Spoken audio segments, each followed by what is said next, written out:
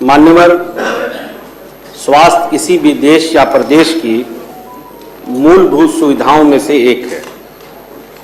जिस तरह अगर कोई मनुष्य स्वस्थ ना हो, उसे कोई बीमारी लग जाए तो उसकी लाइफ, उसकी जिंदगी पीड़ादायक हो जाती है। उसी तरह मान्यवर, अगर प्रदेश में स्वास्थ्य सेवाएं कमजोर हों, लचर हों, तो पूरे प्रदेश के नागरिकों की जिंदगी पेनफुल हो जाती है। मान्यवर, मैं इसलिए ये बात कह रहा हूं कि जो पिछली बार इस पे बजट का प्रोविजन था हेल्थ पे, वो लगभग 43,500 करोड़ रुपए था, और ये भी जो इस बार मैंने देखा और समझा है वो लगभग बढ़ा करके 50,000 करोड़ रुपए कर दिया गया, 50,500 करोड़। लेकिन दुखद ये है मान्यवर कि इस बजट का क्या फायदा। हम तो कहते हैं 43,000 करोड़ भी ठीक था, प्रदेश की जनसंख्या के अनुपात में कम जरूर था, लेकिन फिर भी रीजनेबली ठीक था। लेकिन मान्यवर, खर्च सिर्फ 68% हुआ।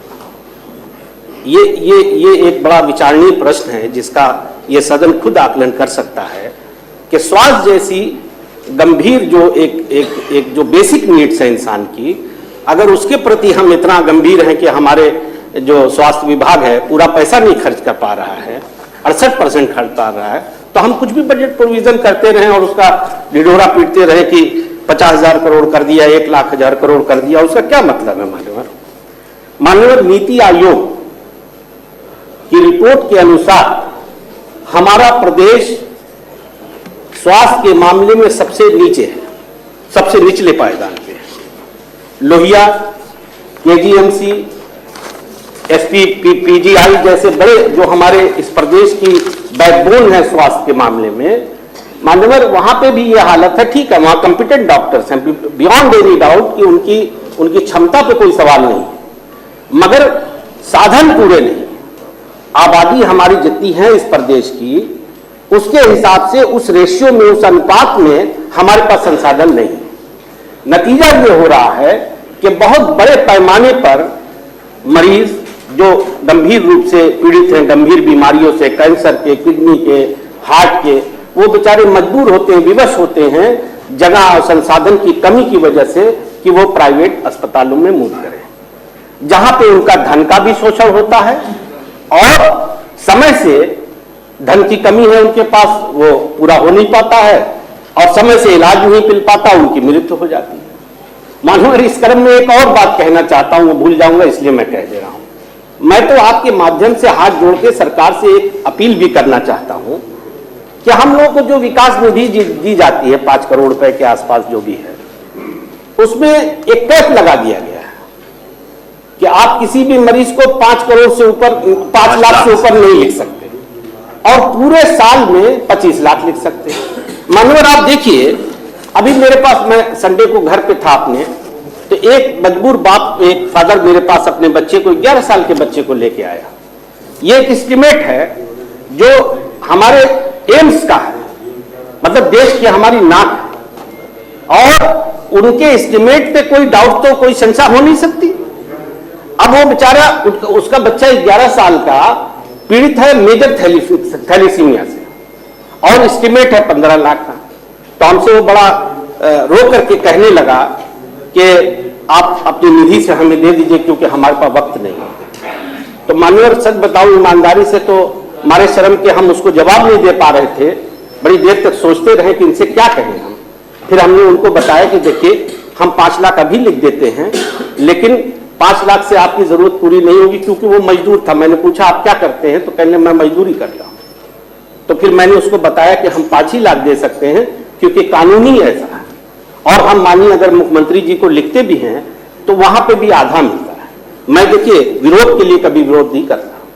ये बात सही है कि हम लोग जो भी रिकमेंड करते हैं माननीय मुख्यमंत्री जी के यहां से राशि आती है, सहायता मिलती है, लेकिन मान्यवर वो आधी मिलती है। ये हम सबको सोचना चाहिए इस पे। देखिए, रोड अगर थोड़ा कमजोर भी होगा चल जाएगा, लेकिन बीमारियां इंतजार नहीं करती। जब तक हम पैसा का इंतजाम करते हैं, पता चला तब तक मरीज मर जाता है। और मान्यवर, ये तो मैंने इसलिए कह दिया कि ये मैं आपसे अपील करूंगा कि इस तरह का कोई एक प्रस्ताव आप अपनी तरफ से भेज दें कि अगर कुछ ना कर सके मान लीजिए धन की कमी है तो हम लोग की निधि से क्या घटा दें ताकि हम लोग खुले दिल से जरूरतमंदों की मदद कर सकें। अब रही मान्यवर इसकी बात, आदरणीय अखिलेश जी की जब सरकार थी मान्यवर, तो जो क्रिटिकल बीमारीज हैं उनकी दवाओं पे 60 से 70, जैसे किडनी है, लीवर है, हार्ट है, इन दवाओं पर मान्यवर अब बार बार उधर देख रहे हैं। नहीं, हम नहीं देख रहे, हम चाह रहे हैं आप उधर देखें। बस 2-3 मिनट हम चाह रहे हैं आप उधर देखें। मैं तो वैसे भी बहुत कम बोलता हूँ। ठीक है, ठीक है। मान्यवर 60-70% उन दवाओं के मूल्य में कमी कर दी गई थी, लेकिन अब उसका उलट हो गया है। अभी हाल ही में स्वास्थ्य विभाग ने बहुत सारी दवाओं के मूल्य में बहुत बड़ी वृद्धि कर दी मान्यवर। आदरणीय अखिलेश जी की सरकार में जब वो मुख्यमंत्री थे तो 108-102 एम्बुलेंस की शुरू हुई, जो अभी हमारे भाई पढ़ रहे थे, मेडिकल इमरजेंसी में उसका उपयोग होता था। अब स्थिति ये है कि 2017 के बाद एक भी एम्बुलेंस बढ़ाई नहीं गई, और प्रॉब्लम ये है कि जो ड्राइवर बेचारे उसमें नौकरी करते हैं उनको समय से भुगतान भी नहीं होता, लिहाजा वो भी अपना काम ठीक से नहीं करते। जहां जरूरत पड़ती है आराम से बैठे रहते हैं, हमें सरकार तनख्वाह नहीं दे पा रही, और उसकी वजह से भी घटनाएं बढ़ रही हैं मान्यवर। मैं एक मिसाल के तौर पे, चूंकि आजमगढ़ जिले का हूं मैं, और वहां पे मंडली अस्पताल है, सदर अस्पताल जिसे हम कहते हैं, बहुत लोडेड है, बहुत भीड़ रहती वहां। आप इससे देखिए, इससे अंदाजा लगाइए कि आजमगढ़ जैसे जो मंडल है उसका जो मेन हॉस्पिटल है सदर अस्पताल, उसमें MRI मशीन नहीं है, CT स्कैन मशीन 3 महीने से खराब पड़ी है, 3 रेडियोलॉजिस्ट की जरूरत है, सिर्फ 1 डॉक्टर है, न्यूरोलॉजिस्ट नहीं है, गैस्ट्रोलॉजी के डॉक्टर नहीं है, प्लास्टिक सर्जन नहीं है, और मान्यवर डायलिसिस के लिए अगर कोई मरीज जाता है तो आप यकीन मानिए कि 6-6 महीने की वेटिंग है। 6 महीने बाद कोई रहेगा नहीं, डायलिसिस की जरूरत क्या पड़ेगी। और मान्यवर इतने बड़े हॉस्पिटल में दवा देने के लिए सिर्फ 1 काउंटर है, जहां इतने सारे डॉक्टर लिखते हैं, 60-70 लोग लिखते हैं, सिर्फ 1 जगह उसको दवा दी जाती है, वो भी लिफाफे या किसी उसमें पैकेट में नहीं दी जाती, हाथ से पकड़ा दिया जाता। कुछ दवाएं खुली रहती है मान्यवर, आप भी समझ सकते हैं कि वो हाइजीनिक नहीं, वो हाइजीनिक नहीं। और मान्यवर आदरणीय स्वर्गीय मुलायम सिंह यादव जी थे, तो हमारे जिले में एक UP PGI भी बनवाया था, बहुत बड़ा इंफ्रास्ट्रक्चर है। मैं समझता हूं 700-800 करोड़ रुपए से कम सरकार ने उस वक्त नहीं खर्च किया था, मगर बहुत दुर्भाग्य है मान्यवर कि इतना बड़ा धन लगाने के बाद अगर उस हॉस्पिटल को भी हमारा स्वास्थ्य विभाग कायदे से देख ले तो आजमगढ़ मंडल ही नहीं, आसपास के जिलों में उसको बहुत फायदा हो सकता है जनता को। लेकिन वहां भी यही हाल है, वहां भी ना तो डॉक्टर रहते हैं, ना स्टाफ है, ना मशीनें हैं, टाइट सारी बिल्डिंग आप देखते रहिए। आदरणीय अखिलेश जी मुख्यमंत्री थे तो हमारे ही जिले में उन्होंने एक 100 बेड के 3 दिए थे, तरौलिया और मेरनगर, और एक विधानसभा में दिया था उन्होंने, लेकिन वो भी उसको प्रबंधन का शिकार है मानवर। तो माननीय अध्यक्ष महोदय, अभी बात हो रही थी, ये जो माननीय शाह आलम, माननीय 2 सेकंड, आप इस सदन के बहुत अनुशासित माननीय मैं आपसे बहुत 8 मिनट, ये बहुत जनहित का मुद्दा है, मैं कह लूंगा, मैं पूरे सदन में फिर नहीं बोलूंगा माननीय। ये जो आयुष्मान कार्ड है, अगर आप उसको ठीक से जांच कराएं, मैं तो सरकार से अनुरोध करता हूं कि बेचारे बहुत से मरीज जाते हैं, उनको उनका भी नाम नहीं मिल पाता, उनका लाभ नहीं मिलता। बहुत सी बीमारियों को कहते हैं कि इसमें कवर ही नहीं, अब वो लेके घूमते रहे।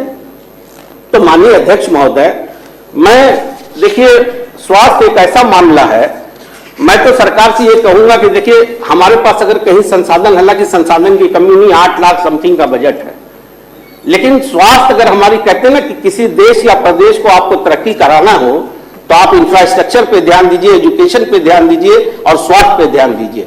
हम बात करते हैं कि बिग 4 बन जाएंगे, अमेरिका के बराबर, अमेरिका ने पहले रोड और स्वास्थ्य ठीक किया, आज दुनिया अमेरिका को सलाम करती है। हमारे पास संसाधन की कमी नहीं है, योग्य डॉक्टरों की कमी नहीं। सरकार ने एक बात कही कि 1 डिस्ट्रिक्ट 1 मेडिकल कॉलेज, मैं उसका स्वागत करता हूं, it is a good initiative. But माननीय, मैं सिर्फ इतना कहना चाहता हूं कि आप नई चीजें जितना चाहे बनाइए, लेकिन जो हमारे पास पुरानी बनी हुई है पहले उसको तो पूरी क्षमता के साथ संचालित करिए। मान्यवर मेरे पास तो मान्यवर मैं कहना नहीं चाहता, मैं तो 10 एकड़ जमीन मेरे पास आजमगढ़ पे सरकार कहे मैं उसको डोनेट कर देता हूं, फ्री में कर देता हूं, मेन रोड पे बनाए मेडिकल कॉलेज, और जो हमसे सपड़ेगा हम लोग चंदा भी करके दे देंगे, क्योंकि स्वास्थ्य अगर हमारा ठीक हो, एजुकेशन ठीक हो, इंफ्रास्ट्रक्चर ठीक हो, तो ये प्रदेश किस रफ्तार से तरक्की करेगा उसको हम दूसरे देशों से कल्पना कर सकते हैं। लेकिन सच्चाई ये है मानवर कि ये सिर्फ एक कोरा ढिढोरा है। आप जब 50 करोड़ का 50,000 करोड़ का बजट ले आएंगे, खर्च करेंगे 25,000 करोड़ रुपए, उसका क्या मतलब है मानवर? माननीय अध्यक्ष महोदय, आपने मुझे पेशेंटली सुना, मौका दिया, मैं आपका आभारी हूं। और माननीय, ये जो मैंने आपसे रिक्वेस्ट किया है कि अगर कुछ ना कर सके तो हम लोगों की निधि से तय फटवा दीजिए माननीय, ताकि हम लोग मदद कर सके माननीय लोगों के। ठीक है, ठीक है। और कौन बोले?